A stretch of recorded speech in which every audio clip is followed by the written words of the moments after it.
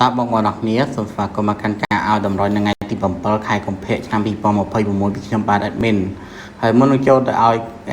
ឲ្យតម្រុយគឺ admin សូមចិត្តបងប្អូនអរគ្នាឲ្យចុច like ចុច share ម្នាក់មួយមកដើម្បីធ្វើជាកម្លាំងចិត្តឲ្យ admin ធ្វើ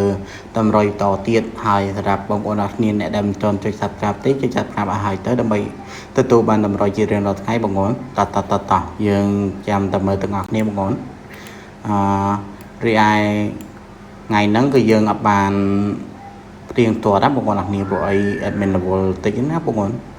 តែបងប្អូនអ្នកដែលបានមើលម្សិលមិញហើយគឺបងប្អូនឃើញតែដឹងមិនហើយបងប្អូនអរគ្នា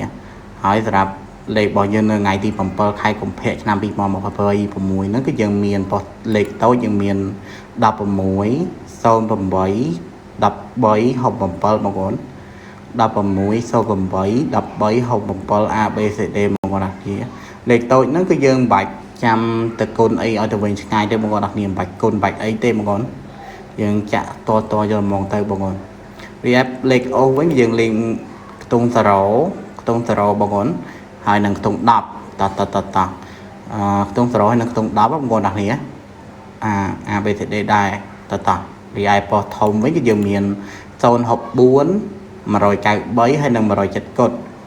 064 193 170កុដតើបងប្អូនអរគ្នា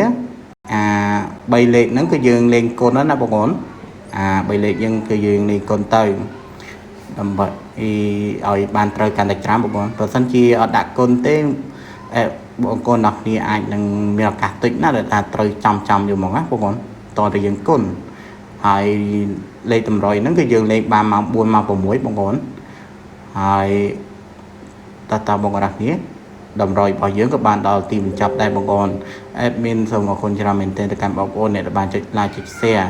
ហើយនឹងចុច subscribe បងប្អូន admin នឹងជួបគ្នាមួយបងប្អូនអរគ្នានៅម៉ោងក្រោយៗទៀត